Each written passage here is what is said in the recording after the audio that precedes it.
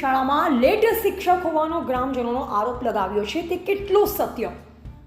શાળામાં 10:50નો સમય અનુસાર જે તે વિસ્તારમાં આવેલી સરકારી શાળાઓમાં શિક્ષકો સમયસર આવતા હોય છે, ત્યારે હવે તારીખ 10/9/2024ના રોજ કાંકરેજ તાલુકાના મુખ્ય મથક સિયોરીના દેવપુરા પ્રાથમિક શાળામાં ફરજ બજાવતા એક શિક્ષક વરસાદના કારણે લેટ પડતા અમુક લોકોએ વિરોધ નોંધાવ્યો અને પછી તેમનો વિડીયો ઉતારી વાયરલ કરતા અનેક પ્રકારના સવાલો ઊભા થયા હતા, જેમાં સૌથી અગત્યની બાબત વિશે વાત કરીએ તો મીડિયા દ્વારા તમામ પ્રકારની હકીકત જાણવા માટે દેવપુરા પ્રાથમિક શાળાના લેટ શિક્ષક સાથે ટેલિફોનિક વાત કરતા જણાવ્યું હતું કે હું વરસાદના કારણે થોડો મોડો પડ્યો, જેમાં અમુક દારૂડિયા તત્વોએ મને ખોટી રીતે બદનામ કરવા માટેના પ્રયાસો કર્યા હતા, જેમાં અગાઉ પણ આ સ્કૂલમાંથી નાની મોટી ચીજવસ્તુની ચોરી થઈ ગઈ હતી, ત્યારે હવે મેઇન દરવાજાને તાળું મારીને અમે લોકો ચાવી સાથે લઈ જઈએ છીએ, એટલે હવે આવા લોકોને શાળાના કમ્પાઉન્ડમાં ઘૂસી શકાતા નથી, એટલે આવા લોકો અમારી શાળામાં શિક્ષકને બદનામ કરવા માટેના પ્રયાસો કરે છે।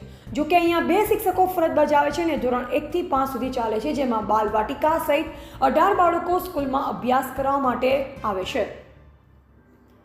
ત્યારે હવે સવાલ એ થાય છે કે 2 શિક્ષકોને 18 બાળકો સ્કૂલમાં કેવી રીતે શિક્ષણ કાર્ય ચાલતું હશે?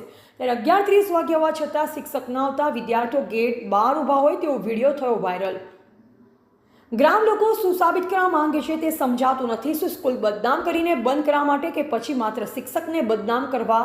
જો કે વિડીયો વાયરલ સામે આવ્યો છે, જેમાં બાળકોને કોઈ પોતે શીખવાડીને બોલાવી રહ્યું હોય તે સ્પષ્ટ જણાવે છે। ગ્રામજને વિડીયો વાયરલ કરી શિક્ષકને પૂછપરછ કરવાની કોશિશ કરી રહ્યા છે। શિક્ષક કીધું વરસાદની ઋતુ છે, લેટ તો થવાય। 1 થી 5ની શાળામાં માત્ર 2 શિક્ષક અને 1 રજા પર હોવાનું આવ્યું સામે। લેટ શિક્ષકના કારણે શાળાના વિદ્યાર્થીઓના અભ્યાસ પર થઈ રહી છે અસર, ત્યારે હવે તાલુકા શિક્ષણ અધિકારી દ્વારા તપાસ કરી સત્ય હકીકત બહાર આવે તે જરૂરી છે, અન્યથા કોઈ બીજા શિક્ષકને બદનામ કરવા માટેના પ્રયાસો હાથ ધરવામાં આવે તો નવાય નહીં। એવા જયંતિભાઈ ઠક્કર, સિયોરી, કાંકરેજ।